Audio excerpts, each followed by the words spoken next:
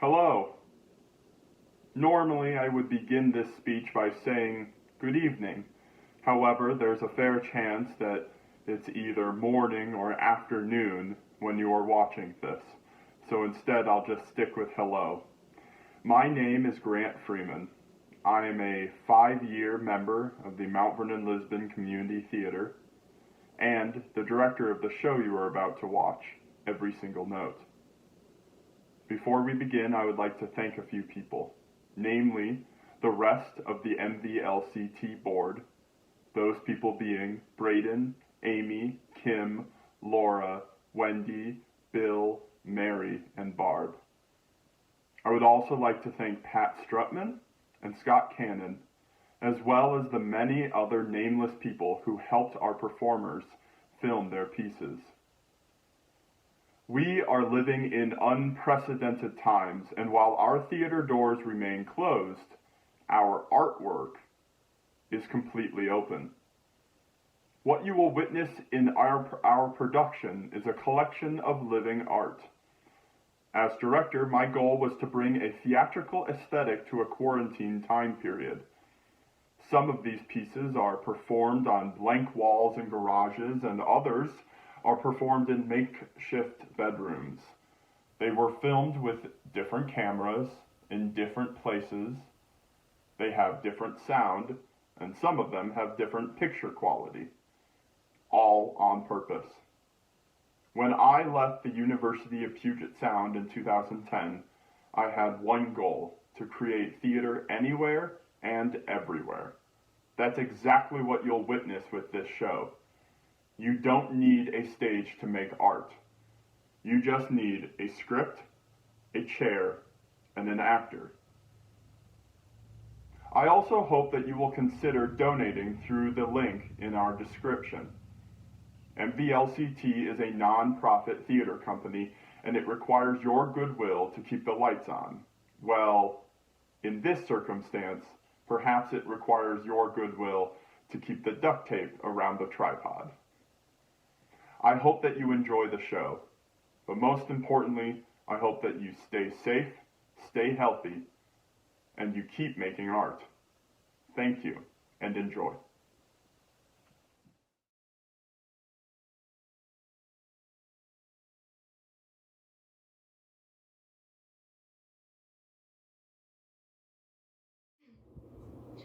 I grew up listening to Julie, Patty, and Bernadette. I was dreaming of one day taking my first stage step. Then the list was posted, fresh ink sealing my fate.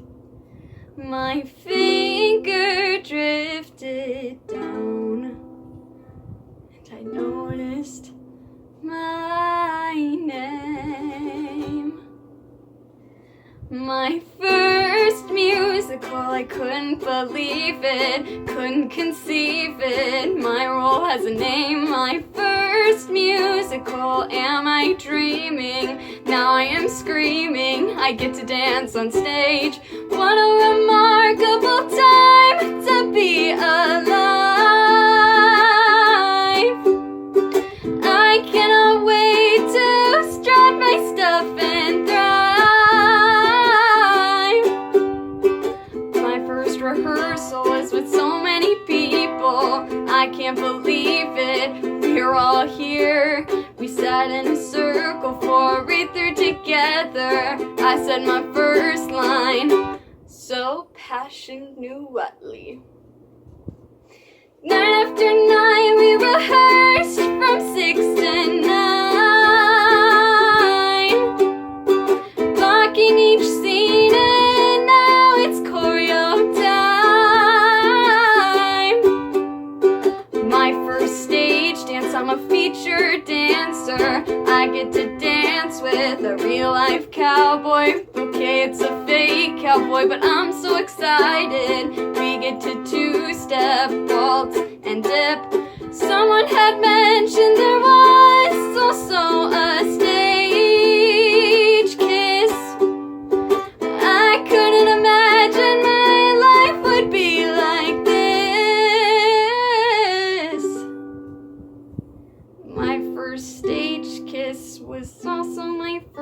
kiss, it sounds so dreamy. It wasn't.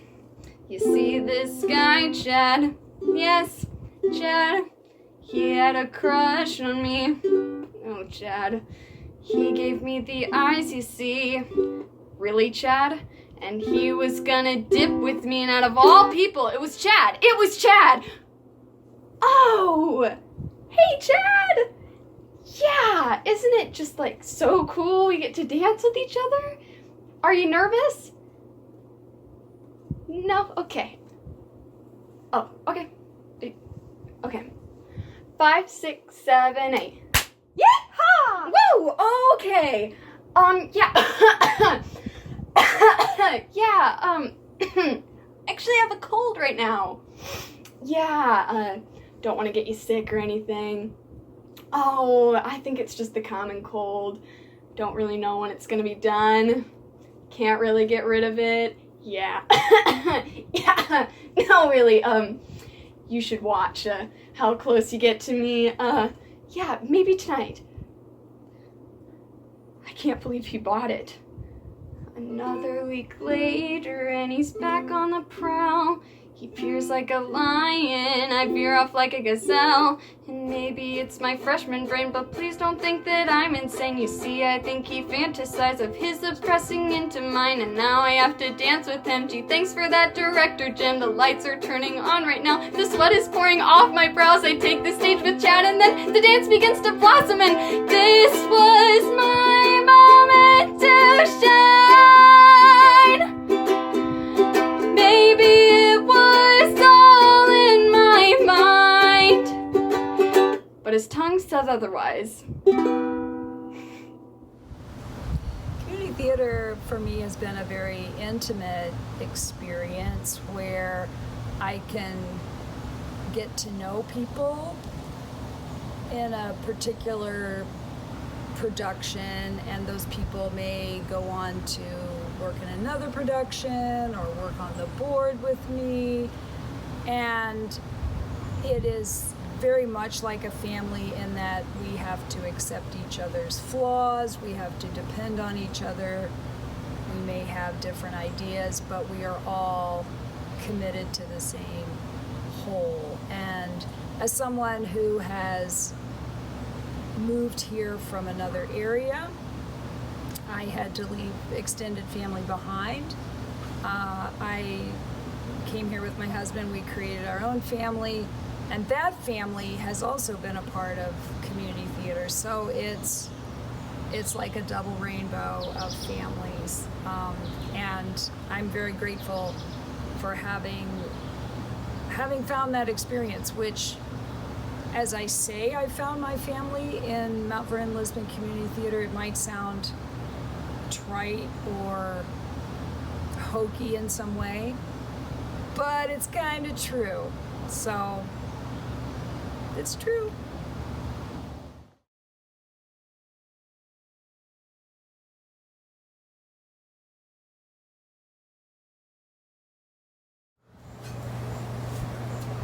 Sounds of nature.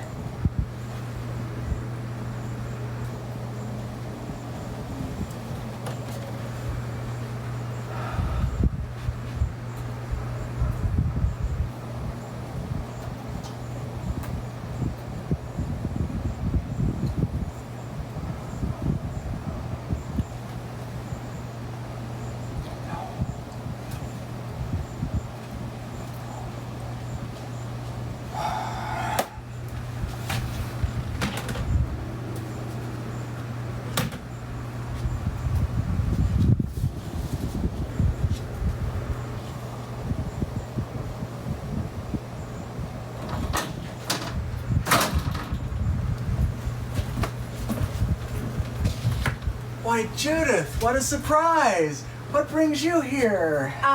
Greetings, parental unit. I trust all is well with you. You know, you could just call me Dad. Glad to see your sense of humor has not diminished with age. Speaking of age, congratulations on another successful rotation around the sun. You know, you could just say, happy birthday. The wit of the ancients. Tell me, Dad, which birthday do we commemorate at this time in the year 2062 of our Lord and Savior, Jeff Bezos? Why, it's my 100th birthday, the big 100. Oh, I'm so glad he kept the numbering system when he took over. It's hard enough to learn all this new basic history. 100? Why?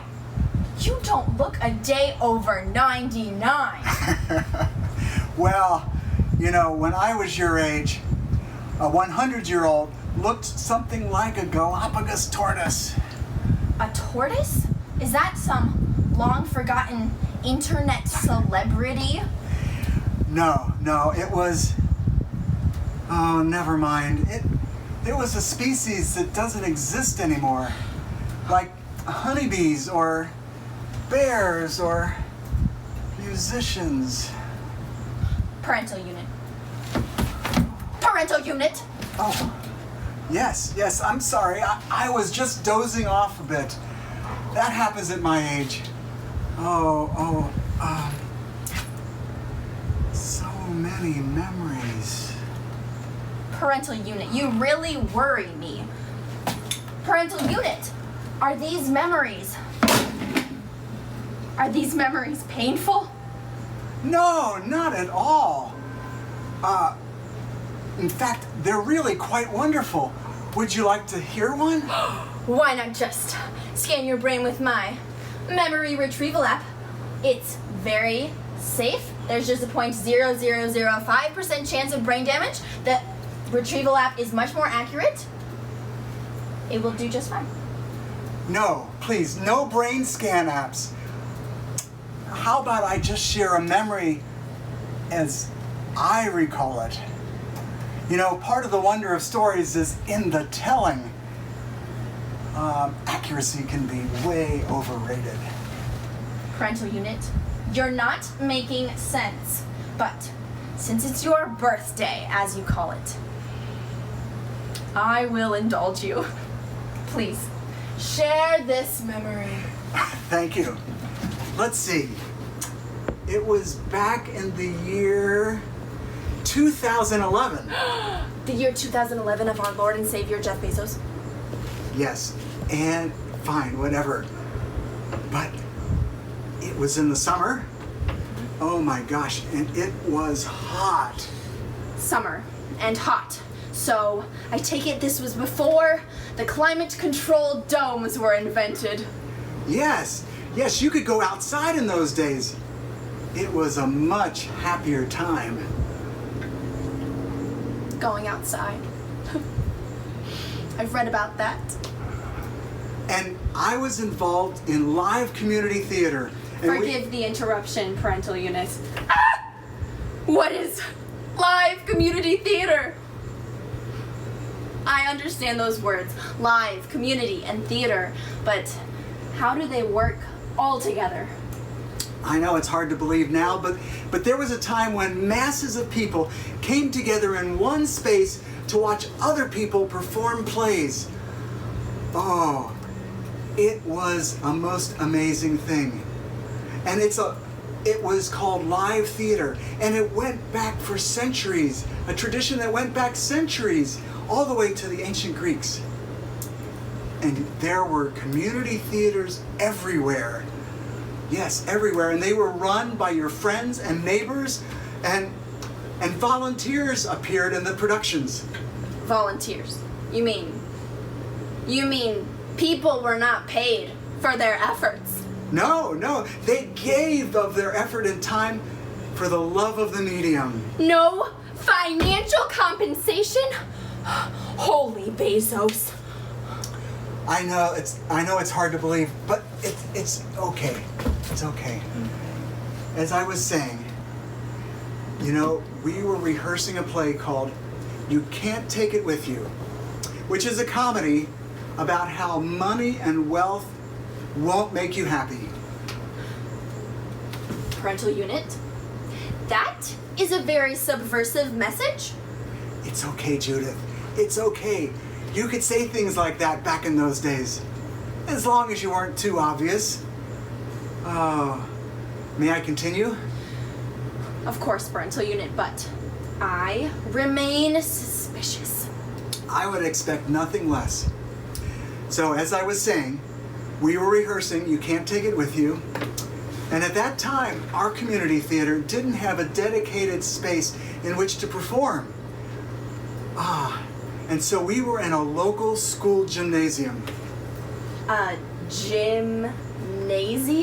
Oh, I wish Amazon hadn't eliminated so much basic history during the takeover.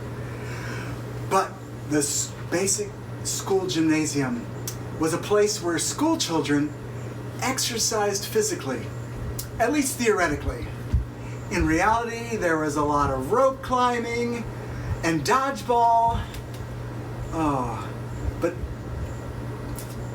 you know, before you ask, let me explain public schools and how they worked another time. That's a whole nother kettle of fish. Fish? What are fish? Speaking of fish, did I say that place was smelly?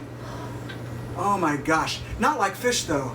More like, sweaty old shoes. Or decaying rotten wood. Oh, and don't ask me about wood. And the heat? Did I mention the heat? Yes. So this was also before temperature control was around? Oh, we called it air conditioning. And it was around, just not in that gymnasium. For relief, we would take breaks in one of the teachers' offices that had AC. Oh my gosh, it's a wonder no one passed out. Parental unit. I fail to see how this is a pleasant memory. The heat, the smells, the physical discomfort, the lack of payment. You don't understand. These were minor annoyances. And we were there to put on a play. Oh. And what a play it was. Oh. I was part of this idiosyncratic family whose patriarch believed that everyone should pursue whatever purpose brought them fulfillment. Oh, Judith, it was beautiful chaos. There were people making fireworks down in the basement. There were dancers prancing around in the living room. And there was a woman writing plays that would never be performed. There was humor, conflict, romance, and most of all, heart. I don't understand. Of course you don't, honey. And it saddens me more than you could ever realize. But the audience understood. And we were doing it for them, after all. Oh, they were there in that hot and sweaty gymnasium, suffering just as much as we were, to experience one kind of experience that you can't get with holograms or virtual reality. We called it the magic of theater. This live theater, it was before the pandemics, yes? Oh, yes, before the first one. And there were several others, as you know. Oh, we were very foolish back then. And we were slow to learn from our mistakes. And I'm sorry that you're having to pay for our stupidity. I'm sorry you have no live theater. Yes. Parental unit? Yes, honey? What made you think of this memory today? What significance does it have in your life on today of all days? Because it made me think about family. You know, I haven't seen you for a long time. And I know you're busy with your holographic studies and all. But when you walked through that door just now, I suddenly realized how quickly time passes by and how little time we have with our loved ones. Oh, and how our problems and differences are just minor annoyances. Parental unit, that's so moving. Yes, and that's what made me think about that summer. The cast, the crew, the audience, we weren't related, but we were family. We became family, if just for a little while. Oh, and that's part of the magic too. This magic. Do you think that maybe it could return someday? Honest to Bezos, honey, I have no idea. But wouldn't it be something? Huh? Yes! Oh my gosh. But in the meantime, I'm up to my neck with theater stories. I have 1 million of them, and no brain scan apps required, okay? No apps necessary. Your memories will be more than enough. Better than any app. Tell that to your mother. Parental unit, Yes, honey? can I tell you something? Sure, honey. Happy birthday, Dad. Oh, thank you so much. I remember I was not even 10 years old, like 8, something like that, and they needed a kid for the community theater show Pippin. And I auditioned alongside Seamus Taylor and Kenyon Ellsworth. And I remember they had us all sing together at one point, and then for the acting part, they called up Seamus, and they called up her, and they called up Seamus again. And they never asked me to read. It was a bummer. So I wasn't terribly nervous because I didn't have to do anything all by myself.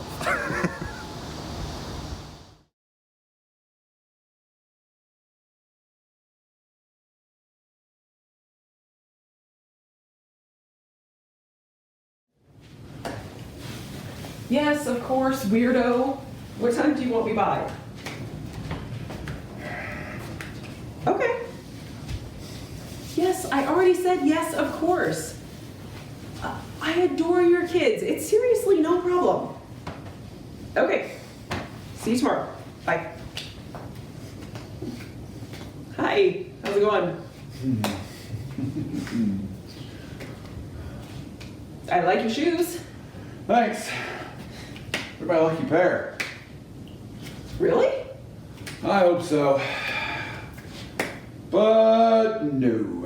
Not historically. Ah, you don't need luck. I'm sure you'll do great. Maybe. I don't know.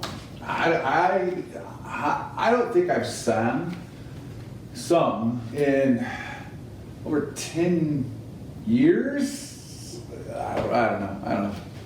Not even in the car or the shower? Yeah, you're right. No, what I meant to say was I haven't sang in front of people in 10 years. Great. Now I'm even more nervous. Thanks. Well, it's a good thing you got your lucky shoes on. I'm Kara, by the way. James, it's nice to meet you. You can sit if you like. Yeah, all right. Okay, thanks.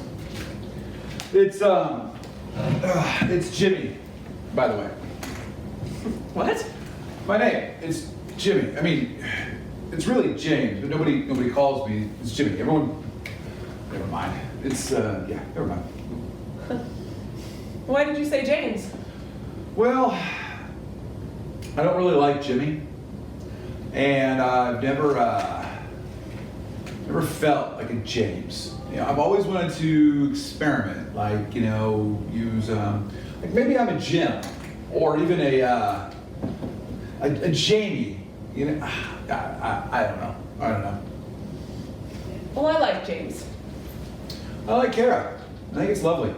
The name, I mean, not that you're, what I meant, you know what? It's nice to meet you. You really are nervous. Yeah, sorry about that. I mean, the plan is to, My plan is to walk in there and just hope no one laughs at me, you know? I mean, everyone's been so nice. What if they laugh at you? What? What if you're so bad that they laugh at you? Hey! What? I'm not saying that you are. I don't know. But my point is, maybe they'll laugh at you. I doubt it. But who cares? Don't go through life just expecting other people to catch you. You have to take a risk on yourself. Tell me more. You really want to know? Yeah, I think I do. All right. Well, in high school, I had this English teacher, right? We all do. Good point. But he would always go on these rants about these really random stuff, and it was always weirdly insightful. But he'd always also tie it into the lesson. I'm rambling. Is it okay if I ramble for a little bit? Sorry. Yeah, go ahead. No problem. Okay. English teacher rants, right? So one day he starts ranting about trust falls. Do you remember those? Everyone used to do them between classes and at lunchtime. Someone just yelling, "Trust fall," and then thinking people will catch them. Yeah, sure, I remember those. Right. So he didn't like it. And not the falling, but the wording. So like calling it a trust fall is ignoring the really big possibility that you may fall on your face or hit the floor, or someone may not get there in time, or not strong enough to catch you. So instead, he thought that we could just go, "I'm falling!" and then have the very real possibility that we may hit the floor. That makes sense. Yeah, oddly wise, right? How did he tie that into the lesson? Oh, I don't remember. Let's be honest, teachers are always more insightful than the material. No offense to Mark Twain and everyone, but looks like they're getting ready. I'm gonna get started? Ready as I'll ever be. All right, let's do it.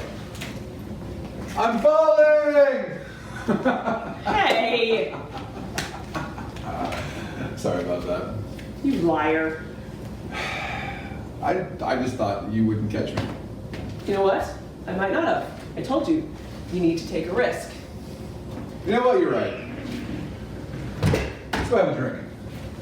However many nights getting to dive into a moment of just raw grieving, even though it was exhausting, was also a real gift, because I haven't grieved in that way for 20 years. But to know that I could feel it again did help me. I mean, I would argue that you can't, heal. You don't heal. You have a scar for sure. So, but it felt really good to be allowed to grieve again, because it's never over. So that was a real gift.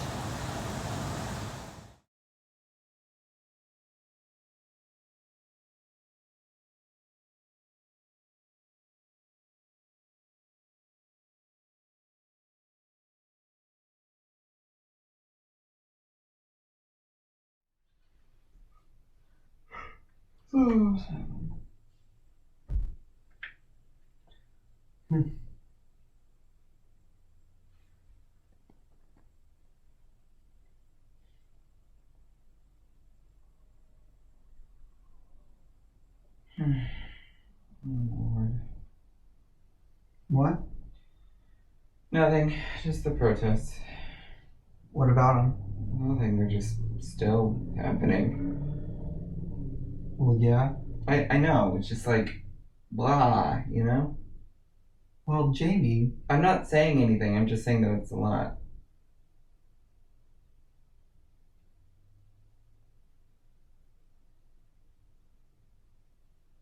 Look what popped up in my Facebook memories.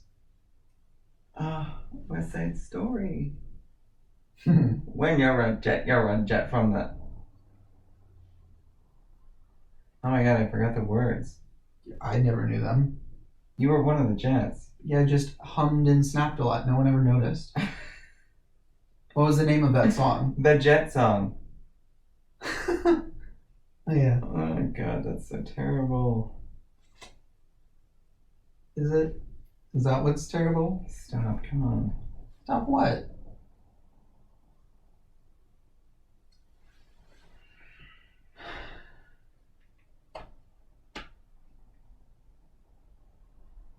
Who is Sandra Bland? She was murdered in police custody a few years ago. Oh. Wait, I think I remember that. Didn't she hang herself? Nobody believes that, babe. She was pulled over for a bullshit traffic stop, was unjustly arrested, and then just kills herself in her cell. Well, that doesn't make it untrue. That's not... Honey, I don't want to fight. Please, really. Really, I don't want another Thanksgiving, okay? Let's just chill. I wasn't... We don't fight. Right? That's our whole thing? We don't fight? But it doesn't mean that... I don't want to fight, okay? I didn't say anything. I didn't say that you were wrong. I'm just saying that I don't want to fight.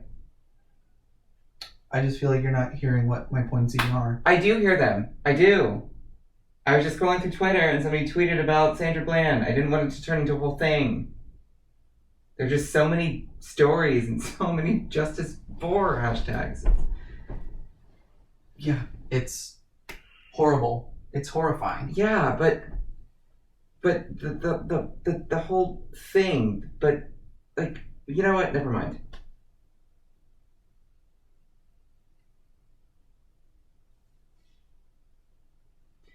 Oh, look what my Facebook memory showed too.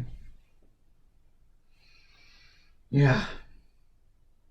Man, we look like little babies in jeans and cut off tank tops. Like a really tough gab ad. Okay, super topical reference there, babe.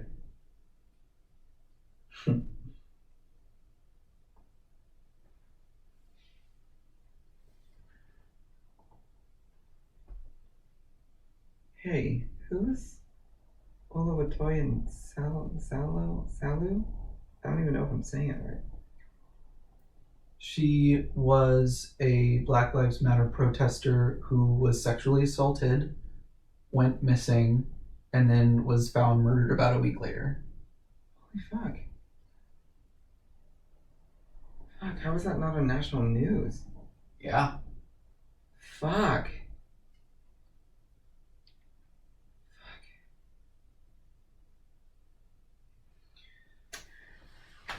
Oh, babe, look at her cast photo from West Side. God, we were all so freaking cute. So young and full of hope.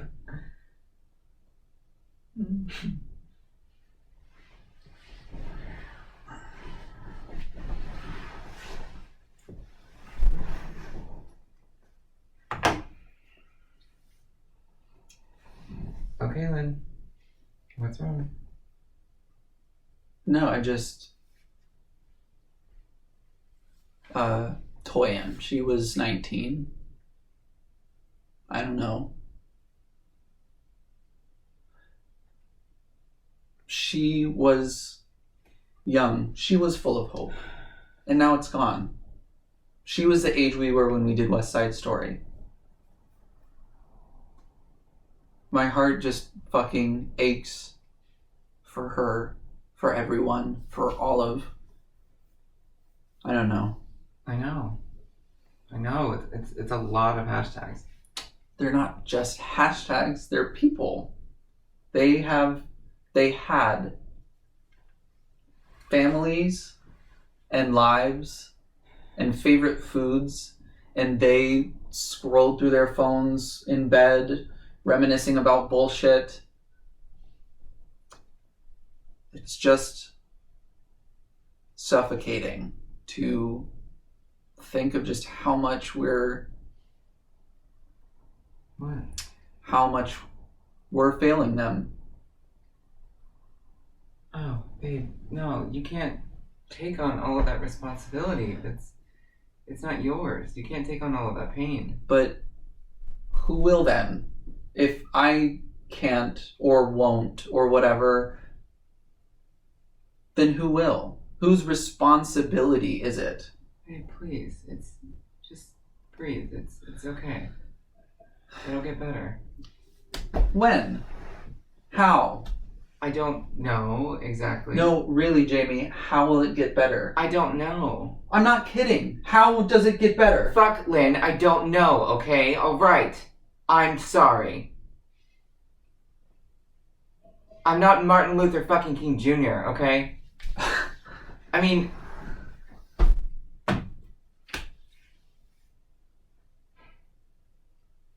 Wow. I mean, it's just like, God, this is how it's always been. Right? Things will improve. Slavery ended. The Civil Rights Act happened, and gay marriage is legal now. I think things just get better with time. We just have to be patient.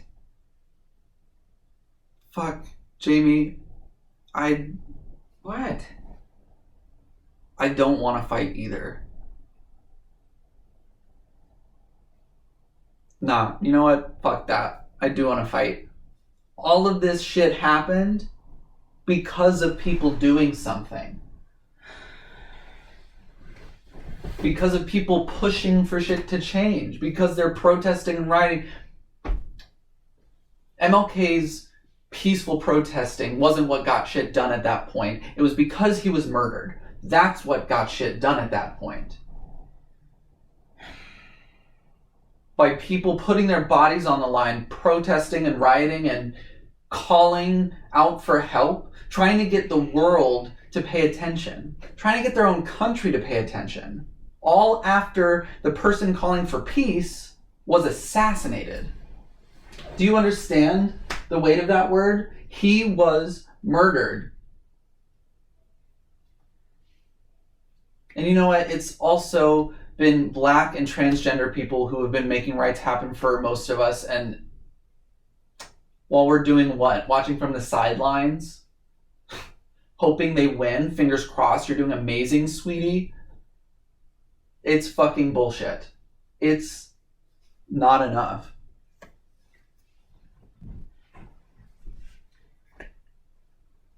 So what you're saying is that everything you said at Thanksgiving was like totally fine then? What? So like, you're saying that your behavior at Thanksgiving was cool because you were what, like trying to save the world one dinner at a time? I get that you don't like confrontation, Jamie, and I know that you learned that from your family.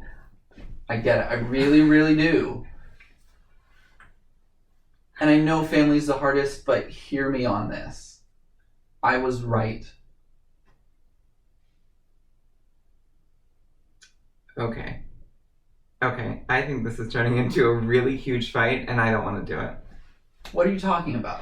You made my entire family upset at Thanksgiving. Yeah. Yeah?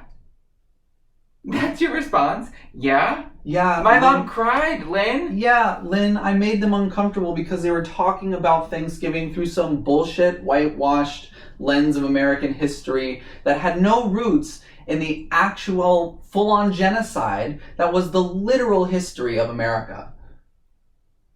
I mentioned some facts, and your parents took that as a personal attack. What does that say about them? And my parents are no better.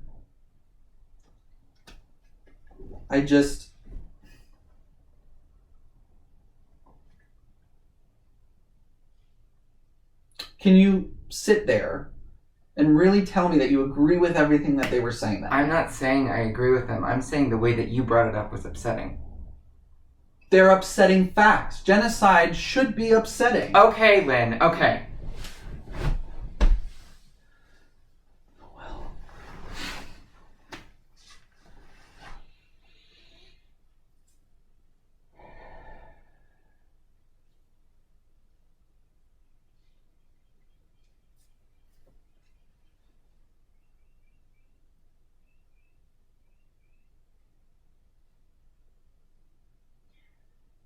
I understand that you are clearly going through something right now.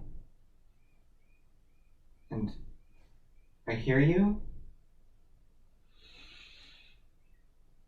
I feel you.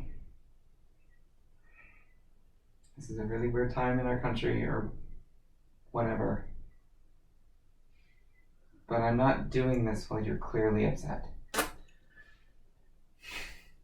I have been upset for years.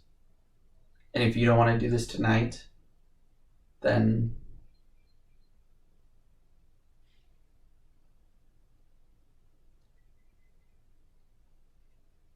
okay. Do you know what I remember about West Side Story? What? I remember nothing becoming something. What? Mikey Burbridge had that big final climactic scene as Riff. Riff. And the whole Rumble sequence, and it was opening night, and he somehow lost his switchblade. Like, he had reached into his pocket and went to pull it out, but it somehow flung to the back of the stage. Upstage. Yeah. And instead of panicking or stopping, he kept going. He reached into his pocket and pulled out his index finger and used it as the switchblade. It looked totally ridiculous. And he didn't, he kept the show going. And there's that fight scene where he got stabbed by Bernardo. By Bernardo, yeah. And Bernardo took it and ran with it. When he handed off the switchblade, Bernardo popped up his own index finger and used that. And it was awesome. It probably looked fucking ridiculous to everyone watching, but to us, it was...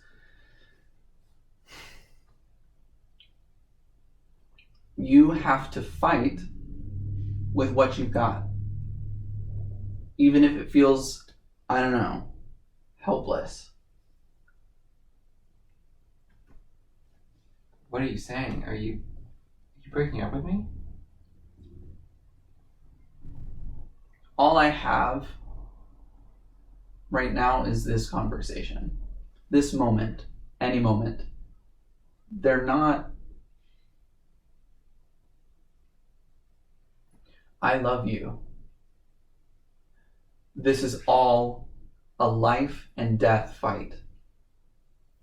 And these fights aren't going to be comfortable. I don't think they're ever going to be comfortable, but we have to fight them. I really think we have to. I don't know. I don't know what else to say. We have to do the best with what we've got.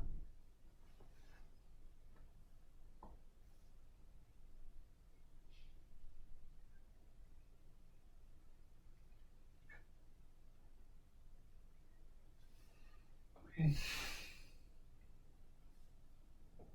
Okay, what? Okay. I love you too. Let's fight.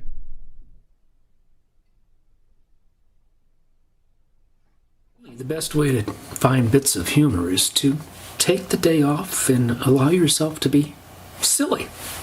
I discovered this during one of the last rehearsals of a show I was doing. Our director had told us that she was going to be late, so we decided to run the show on our own. We were quite familiar with the show, and being who we are, it quickly dissolved into a giggling, overreacting parody of our show, big actions and exaggerated emotions. And that actually gave us some hints as to what we could add. A sideways glance, a pause, a little bit of sarcasm, and that helped us to find those little bits where we could add a little bit of humor. So my suggestion is to take a day and run through your scenes, either alone or preferably with your director and cast, and allow yourself to go full Shatner mode. Long pauses and exaggerated emotions and actions, and see what comes up.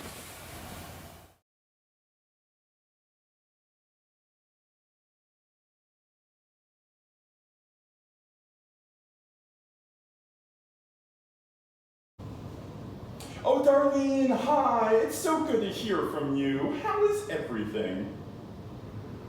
Oh my God, that's so exciting. Way to go, Bobby.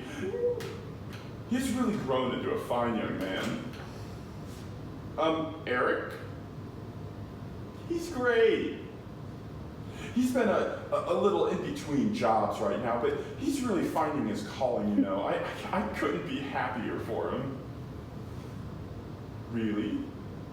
You saw him at the store, right? He did come that day. What Wednesday was it? Oh, Thursday. You know my days just run together at this point. No school events to keep track of. You know what I mean. Oh, he was standing outside with... Well, I can't really say anything now, can I? He's done with school and out on his own. Well, like I said, he's between jobs right now, but it's only temporary, and he should definitely be back in the workforce here soon. He told me he's even got a lead on a job, so that's exciting. I'm not sure exactly, but he'll be working there in no time, I'm sure of it. Mother's intuition, you know. Oh yes, I'm doing great, better than ever. I think that the divorce was a good thing, for both of us. It's really given me some time to reflect and... You know what, Darlene? I was just about to sit down to eat when you called. So would you mind if I called you back after dinner? Okay, great. So good of you to call. Okay, bye for now.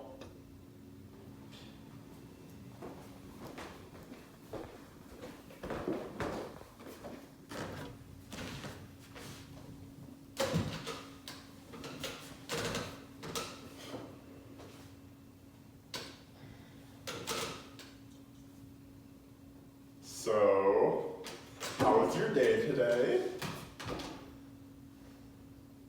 It was fun. Good. Good. Did you tidy up the basement like I asked you to? No. Eric, I told you that I had company coming over and that I would like the basement to be clean. Why does it matter? They're not even gonna go downstairs, especially if I'm here. Young man, that's not the point. We had a deal. Whatever.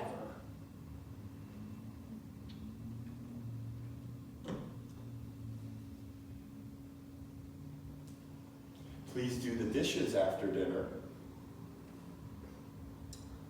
I don't live here. You can't tell me what to do. I'm not telling you what to do.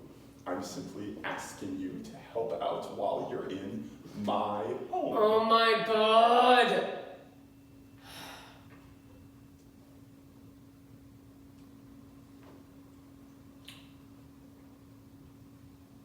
Have you found a job yet? Why are you asking such personal questions? Can't we just live in silence until I leave this place? You don't have to be rude.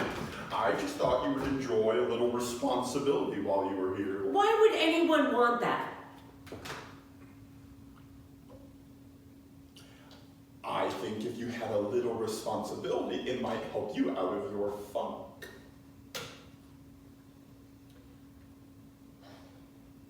Why do you have to do that? Do what? It's like psychoanalyze me. I don't think that was the appropriate word to use. I'm your mother. I think I know you pretty well, and I don't need to psychoanalyze you. Really? You know me? Yes, I raised you.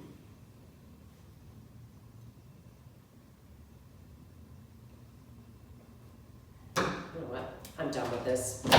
Sit down.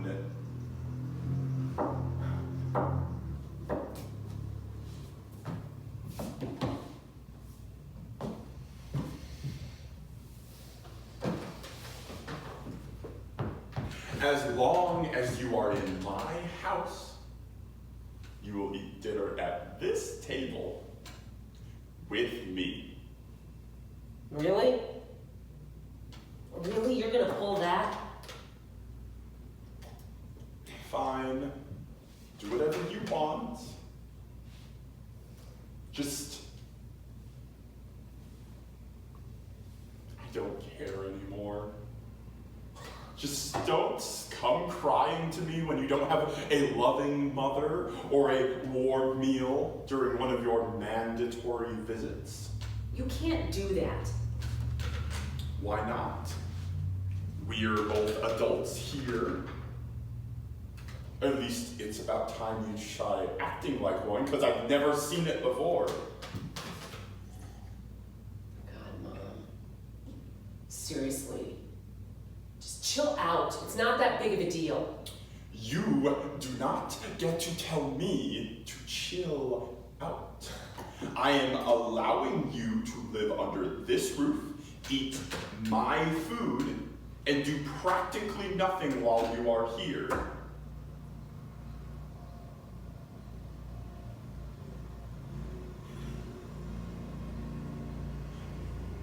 Do you know why you're here today? Do you know why you're here exactly right now? Because Dad's moving and just said it'd be easier if I came over here. And why is he moving? Money's tight, I guess. And yet, when he needs your help, you aren't there.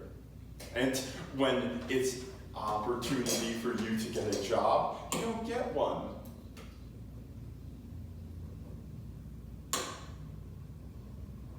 You don't get it, do you? What? Do you even have his address?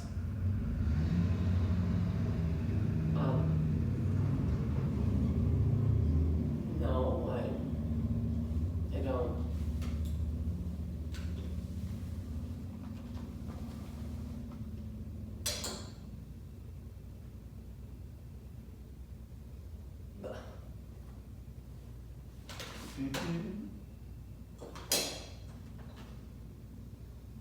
But I took his side. Ring, ring. I have to get this. Oh, hello? Yes! It's so good to hear from you. Everything's all good. Are you settled in? Okay, where are you now? Oh. Down by... Oh, okay. I'm glad everything went so smoothly.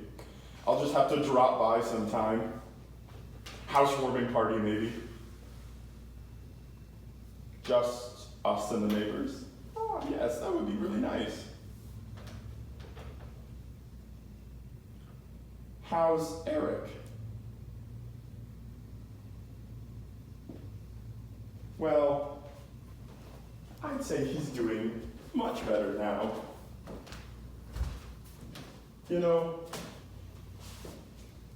sometimes you just need your mama to get you through the hard times. Oh, yes. Oh, take care. Bye-bye. That was Darlene. You can have the basement for now, but don't keep on thinking you can live here forever.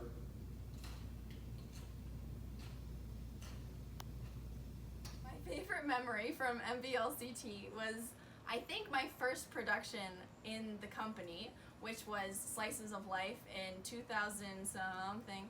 And I played a goat, and Kim Benish was a cow. And we were playing the story of the prodigal son, but through animals. And so there were all these puns about goat cheese, and she was eating crackers with cheese on them, and we were laughing and spitting out crackers everywhere, and the sun came back, and we were buying, and all this stuff. And it was just a really fun process because we got to interact together, and I hadn't interacted with another adult as a co ever because I was still in early middle school at the time. So that was a really great experience to be with a new director outside of Odyssey and learn about community theater.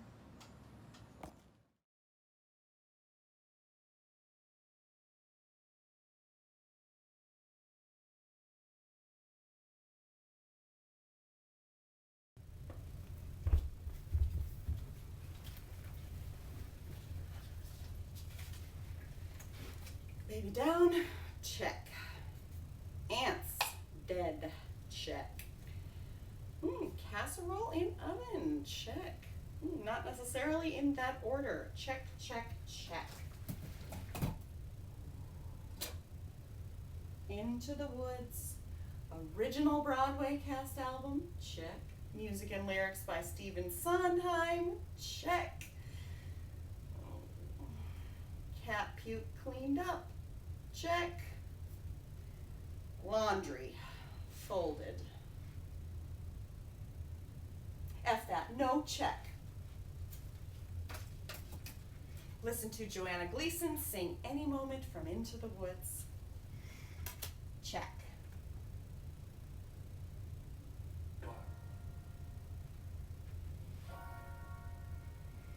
What was that?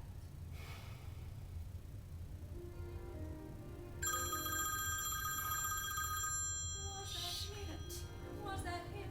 Did a prince really kiss me? And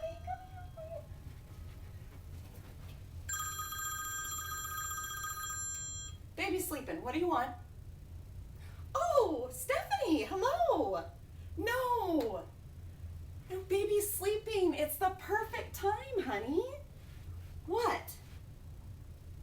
Oh, please don't press. I'm fine. No, don't go there. I don't want to talk about it. Him or that. You tell me some news from New York. I'm fine. Really, I just cleaned up cat vomit. I mean, really, what could be better?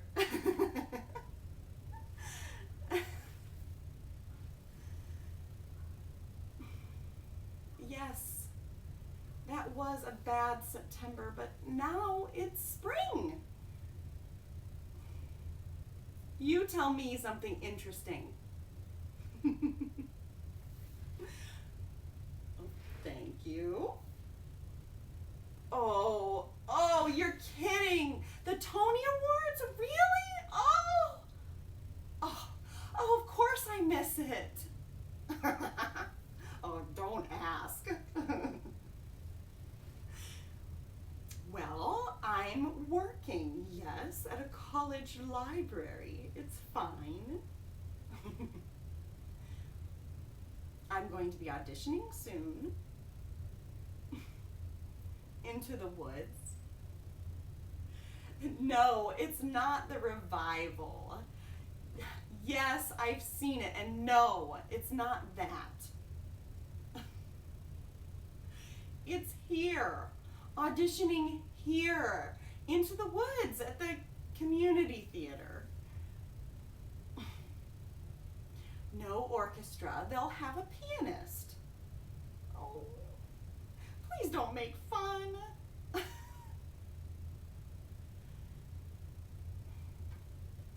I really don't want to be sad today, so please don't ask. I'm trying to start over. Look, honey, I gotta go. Nap time's gonna be over soon, and I've got laundry to fold. Busy, busy.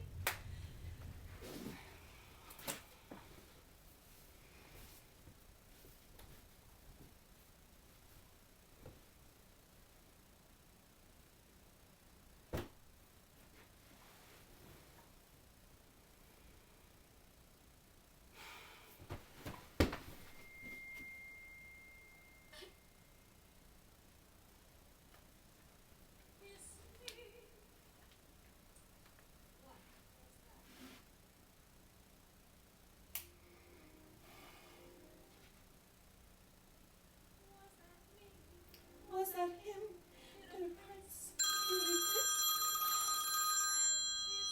Really?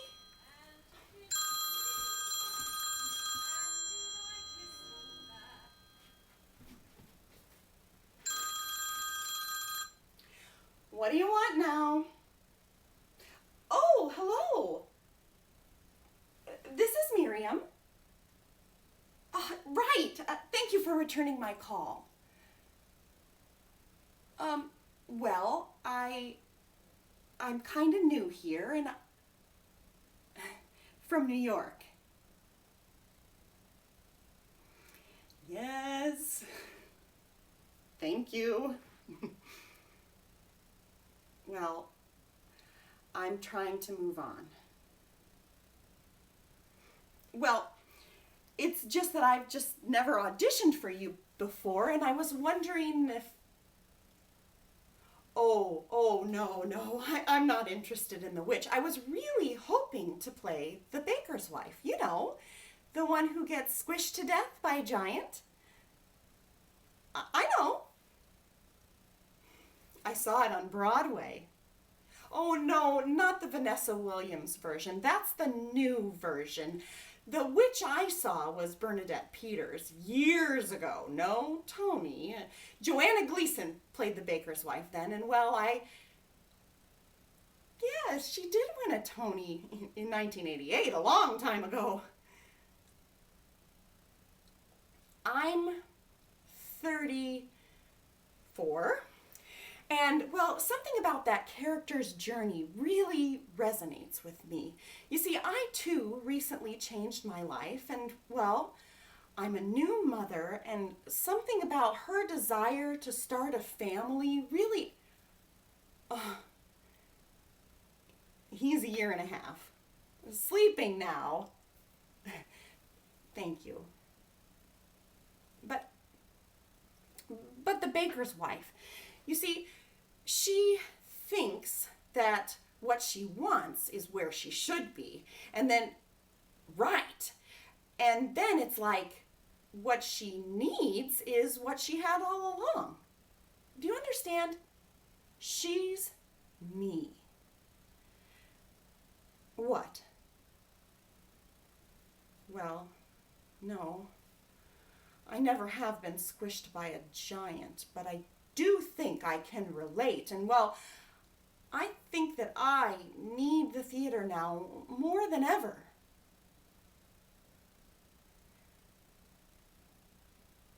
Alto. Yes, I saw Vanessa Williams. I saw the Tony Awards. I saw it on TV. No, I tell you, I'm not interested in The Witch. And I think that we, all of us, have collectively just been squished by a giant. And it sucks.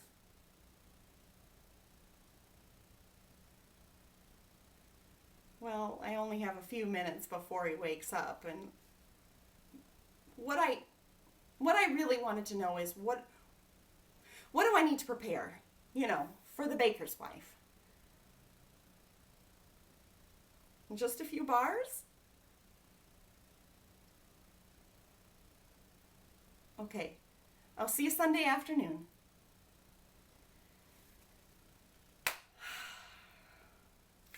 Yes, yes!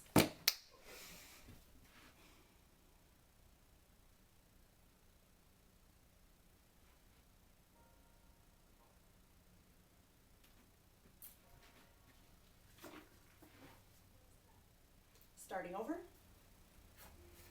Check.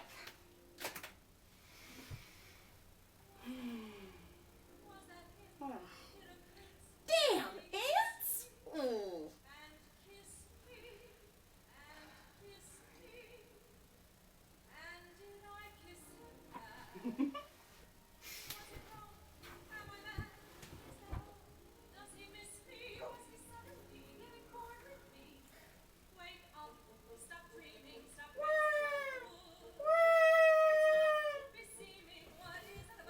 Coming, baby!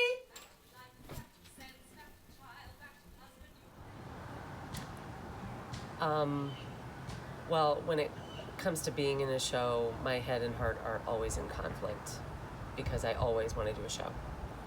But there's lots of practicality issues with having a family and schedules and whatnot. And so I always have the struggle. My heart always, wins out. But I do remember a time when I had done 3 shows in 6 months, and I was asked to audition for Julius Caesar, and I was like, nope, I can't.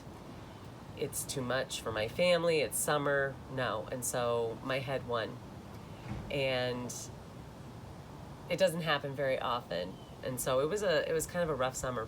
But then circumstances happened that I had to jump into Caesar, and I ended up only being involved in it for Tech Week and the run. But that was enough time that I could just say to my head, you're out, heart's taken over, and I'm doing this. So I have to say, there might be conflict, but usually my heart wins, usually.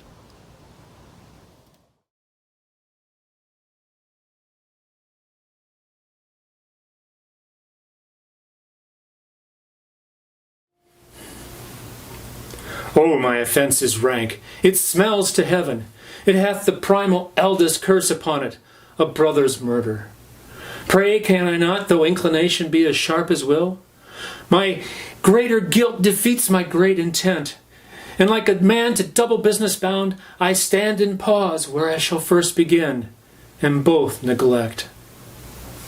What if this cursed hand were thicker than itself with brother's blood? Is there not... What if this cursed hand were thicker than itself with brother's blood? Is there not... Time out! This is an idiot. This is the answer to the equation of what you get when you add middling talent with wanting to relive college glory days with someone who can't even find his glasses when he's wearing them. You get this, a minor, quickly becoming major mental meltdown on opening night when all of your friends are in the audience. Don't you remember when Sandra told you not to invite everybody to opening night? They might make you nervous, and you know how you get when you're nervous. And you told her, nerves mean nothing to the Shakespearean actor. And she just rolled her eyes and went back to the crossword. Do you remember that? Because I bet that's what's going through your brain just about now. Certainly not your lines fishing around in there. Why did you want to do this in the first place? You weren't even all that good in college. So what? You got cast in Midsummer Night's Dream. There's like 40 parts to the play, and it was the 70s. Everybody got cast. They let Midge Scrumner play Francis Flute, for crying out loud. Midge got a part. His eyesight was so poor that on closing night he fell into the orchestra pit. And yes, you got a standing ovation for playing bottom. But if we're actually being honest here, was it more for you or was it for the costume design? The costume designer went on to work at the West End. The best you could do was West Bend. There's a reason you went into architecture and not acting. Look, I know all about your jealousy. I see it in your eyes every time you turn on NBC, and Penelope O'Hare's perfect smile splashes across the screen. You still think that if you'd gone on that second date with her to the gardens, that talent scout would have spotted you too. Oh, geez, come on. Don't you think she had other things going for her, like the fact that she was equally beautiful and talented? If you made it 10 minutes on a Broadway stage, either your ulcerative colitis would make an appearance, or you'd just lose it, much like you're doing right now. And what about me? You worked far too many years in far too many remedial places to be doing this to me.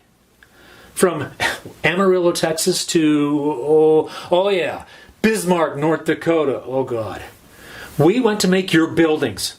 There we were, Sandra, the kids, and me. And did we ever once complain? No. We were always supportive, always by your side. And now it's my time, and you're ruining it for me. I wanted you to retire for 10 years. But you kept holding on, clinging on to one last building. And so I waited. And now when it's time to move on, you decide to spend your retirement doing community theater? We should be on a beach in the Caribbean with a pineapple hat and a drink with a little umbrella. But no, we're still in Indiana. Who even does Hamlet in Indiana? You know I can hear you, right? Did you just speak? How are you doing that? You're not supposed to be able to do that. We're in the middle of my monologue. You called the timeout. So I took a timeout to think. And look who should magically pop up. Well, I really like the part where I dragged you all over the country. Well, you did. I did. No, you did. You were always nagging me about the next big thing. If only I'd listened to my heart. We'd be in California, working at that winery. Wah! I heard you were talking about me. Now just settle down. What are you doing? Oh, enjoying a vintage Cabernet Sauvignon from the Columbia Valley. Lean but acidy and alive with a velvety finish. What are you doing? Trying to get us out of this situation. What situation? Look to your left. Oh, look at all your friends. Oh, and Sandra invited Marty. Wasn't that sweet of her? Oh yeah, so sweet. Do I detect a bit of sarcasm? Yes. It's all your fault we're in this situation. What can I say? Guilty as charged? Proud of it. Toodles, I'll be in the green room. What was that all about? Oh, just Hart trying to take credit. Oh, you know, he's always doing that. You've got to get him checked out. Maybe. No, you've got to stop following him. Please start thinking about pineapple hats and little umbrellas. I am, and I was thinking about that. Look, I admit you've been good to me all these years. We've had a great life together. And even though I never made it to Broadway, and Penelope got all of the fame, in our own way, we've made great art. Our buildings will stand as testaments to our artistic dreams. Isn't that great? But for right now, and just for right now, I need to put you aside for a little bit. I know Hart is annoying, but he needs a little bit of limelight every now and then.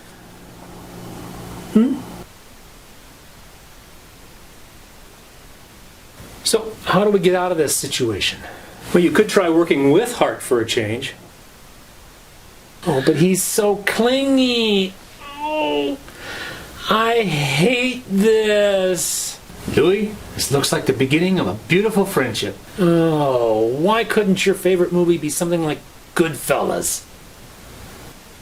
I don't need you to like it. I just need you, I need both of you to work as a team. Yay! Fine, I'll help you. But I'm warning you, Warren, I haven't forgotten those little umbrellas. Someday? Someday soon.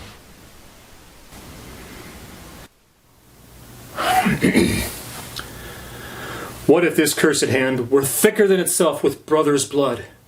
Is there not rains enough in the sweet heavens to wash it white as snow?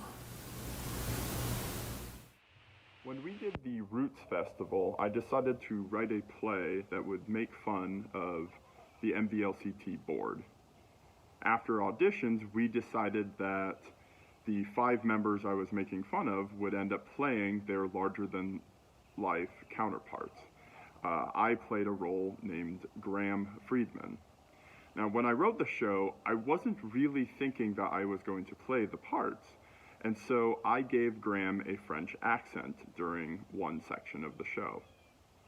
For those people who know me best know that I cannot do a French accent, or really any accent that isn't a bad impression of Bane. So Anton Rude, my director, gave me the same note night after night after night, and he worked with me, and he tried to change it up, and he tried to make it as best as he could, but I could not get a French accent down. So occasionally every single note doesn't mean that you get every single note right.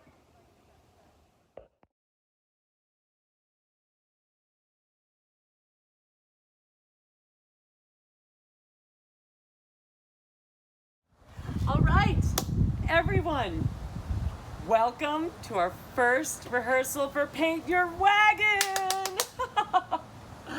This is going to be an amazing show, and I hope that you will have as great an experience as I know I will. I would just like to start off rehearsal by everyone introducing themselves, just giving a few sentences about themselves. And before we start, I would like to thank each and every one of you that I invited to take a little toe dip into the theater pool. Thank you. Thank you. Well, I'll start off. I'm Laura. I'm a cosmetologist, and I love to do theater in my spare time. All right, now you go. My name is Fred. I am unemployed currently, and I like going to Bauman's. Oh, and I like going to Joe's to drink. Hell yeah! Yeah. I'm 24.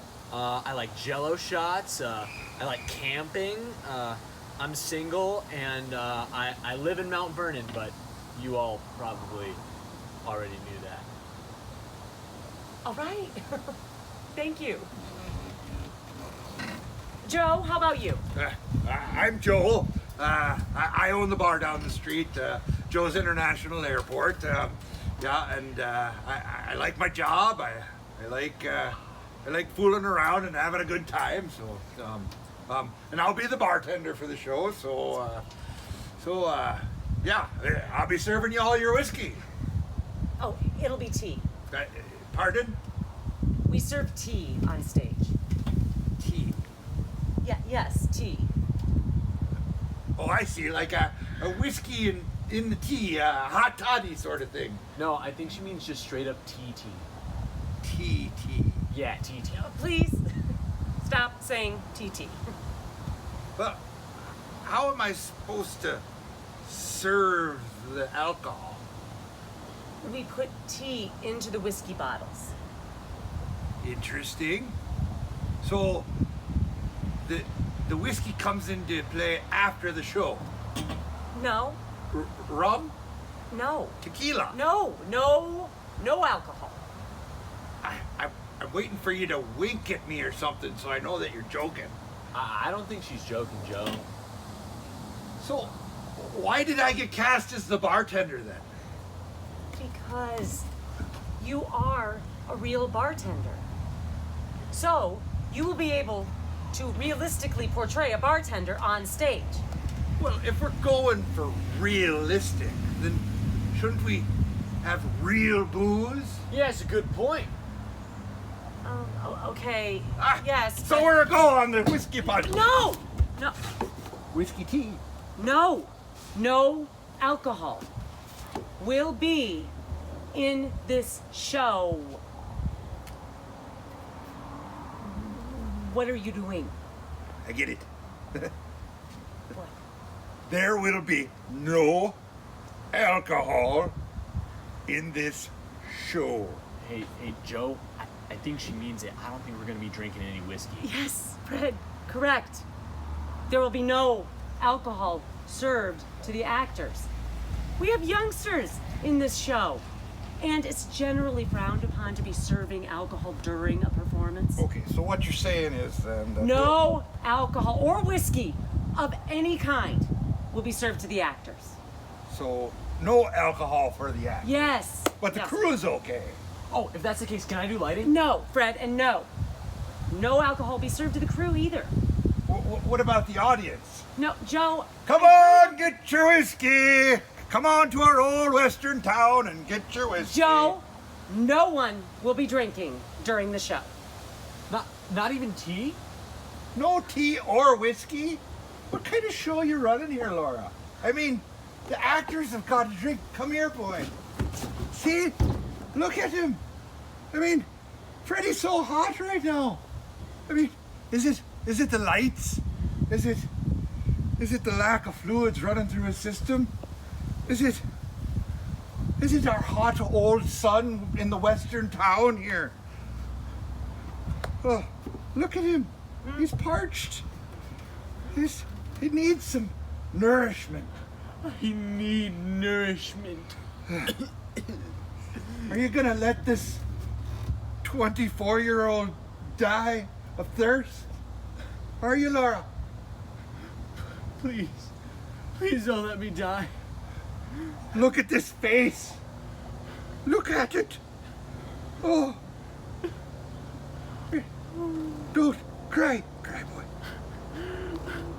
Please don't let me die. Oh, the pain. I need the whiskey in my body. How will I survive the blinding sun? Please don't let me die. I don't know. Are you gonna let him die, madam? We will be serving tea during the show. So there will be no dying of thirst, and there will be no alcohol served to the actors, to the audience members, to the crew members, service animals, people that look like they're over 21, anyone that works in the building, or anything or anyone in the building. Okay, so we'll serve it to them before they come No, in. Joe, no one in the building or in the yard. Okay. I think I get it. Do ya? What will you not be serving to the actors? No alcohol of any sort. Yes. And what will you be serving the actors instead? Tea. Correct. Thank you. All right. Whew. Who's next? Yes, Fred. So, we were promised a can of beans. Is that still happening? You're serving beans with tea? Oh, I get it. Beans is code for whiskey, isn't it?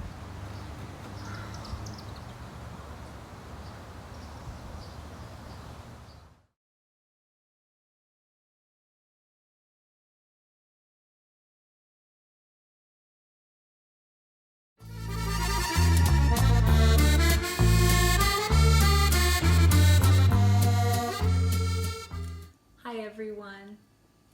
Miss Amy and Leo are here with a new story. But first we'll sing our song. Right, Leo? The more we get together, together, the more we get together, the happier we'll be. 'Cause your friends are our friends and our friends are your friends. The more we get together, the happier we'll be. The more we read together, together, the more we read together, the happier we'll be. 'Cause your books are our books and our books are your books. The more we read together, the happier we'll be. Right, Leo? We have a special story for you today by a very special friend of mine and Leo's. It's about a little boy who leaves his home because he doesn't feel like it is his home. And then he comes back and he realizes that it's his home after all. And it's a story for everyone, whether you're little or you're middle-sized or you're big. It's got some great stuff in it that we really like, don't we, Leo? So I'll read it to you today, and you can decide.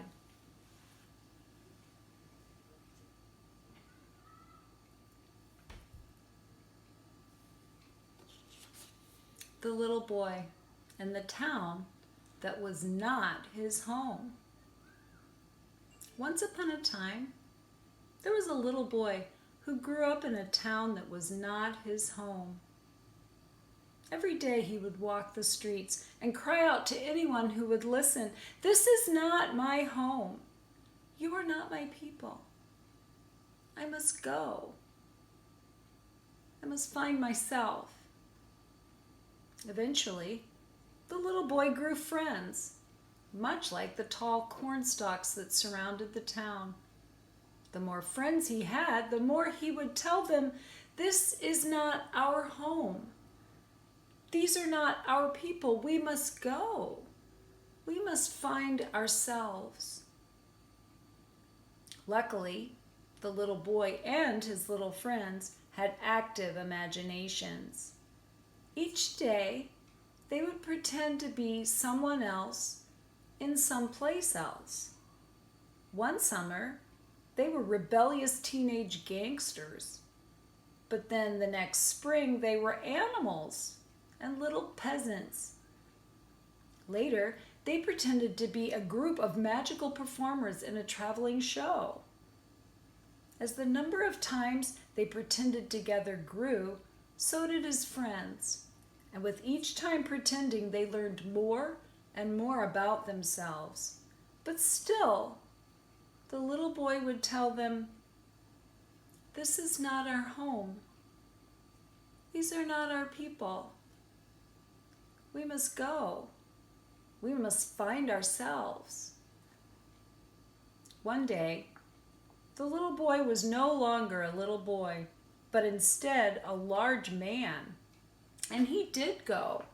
He traveled on planes and trains and in automobiles. He saw the sunrise over the mountains in the east, and he watched the sun set over the distant watery horizon in the west. Every once in a while, he would visit the town that was not his home, and there would be his friends still pretending, sometimes as assassins or amphibians, or even as nuns trying to save their convent. He would laugh and reminisce, but no matter how long the visit, the little boy turned large man knew that he must go. "This is not my home. You are not my people. I must go. I must find myself." And off he would go, trying to put his past in the past. After another collection of planes, trains, and automobiles, he returned for an extended stay. One summer day, he found himself walking the same street that held his former house in the town that wasn't his home. And all of a sudden, it felt like a foreign land. Everything looked the same, but was unfamiliar. Then his eyes opened up, and the town he thought wasn't his home came alive before him. There were families playing in yards together, and builders repairing a roof and laughing. A little girl went by on her new rollerblades, and she was followed by a little boy on his new bike. He saw his same friends, now grown, still pretending, still with the same spirit, drive, and passion. He saw this town so full of life, so full of adventures. It was filled with helpful nurses and friendly pirates. It had geese and frogs and even a few moose. There were boxing matches on Saturday and family dinners on Sunday, and most importantly, there was love. The town was filled with love. Through all of his pretending and all of his traveling, the little boy turned large man finally saw the town for what it had been all along, home. Now the little boy turned large man walks the streets and cries, "This is my home. You are my people. I must stay because I have found myself." And how do I know the story of happiness and glee? I know because the little boy is me, and this is my community. The end.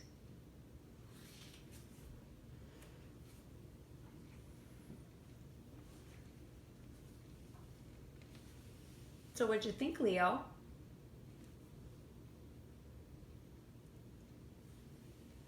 It did turn out just fine. It had a happy ending. He found his home. And my favorite part, and maybe this is Leo's favorite part too, it's the part where he used his imagination and pretended a lot with his friends. The grown-up word for that is theater. If you ever get a chance to pretend with your friends and use your imagination, you do it, because it can help you find your home. And so can books, can't they, Leo? We'll sing our song. Read, read, read a book, travel anywhere. Worldwide you decide, a book will take you there. Read, read, read a book, beginning to the end. What a way to spend the day.